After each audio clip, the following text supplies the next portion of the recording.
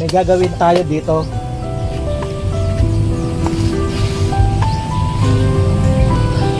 So ito, stainless ang gagamit natin dito para makuha natin yung yung sarap ng lasa ng banana water. Kasi kung itong itak, baka maglasang kalawang. Bubutasan natin to.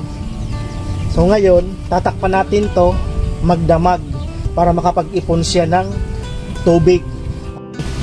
So yan mga kababayan,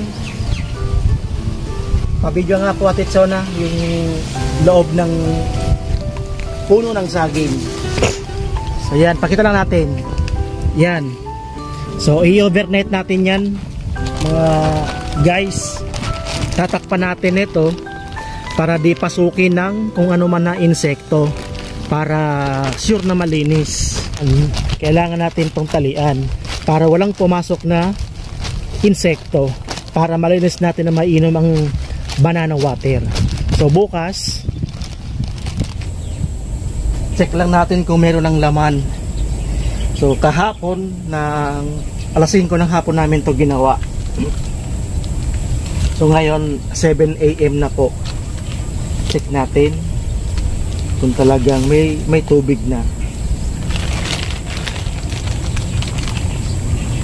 So ayan guys, may tubig. So ayan guys, nakita nyo yan, may tubig. So may dala akong baso, kung anong lasa. Sana ay magkasya. Hindi kasya. Wait lang, wala tayo ng ibang paraan. Gawa kong drinking straw. Ang papaya.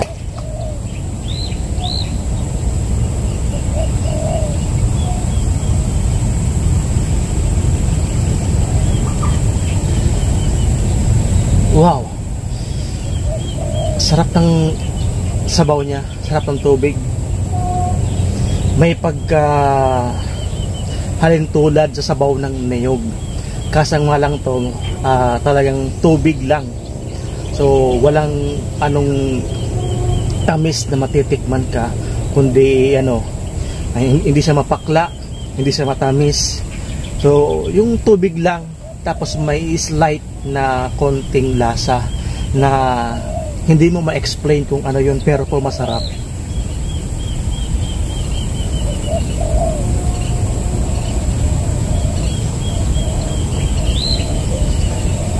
Sarap. So yun guys, so maraming benefit dito sa banana water. So kung mataas ang uric acid mo, o kung meron kang diabetes, so proven na rin to, kasi pag-search ko rin to sa Google.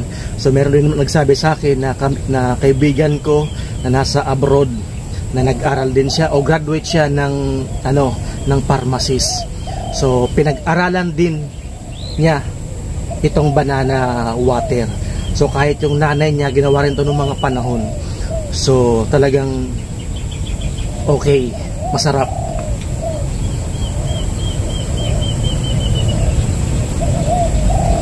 Sarap guys. So you must try. Kailangan subukan nyo rin. So napakainit na. Ang aga-aga napakainit na. So alas 7 pa lang yan. So yan, maraming salamat. God bless, mabuhay.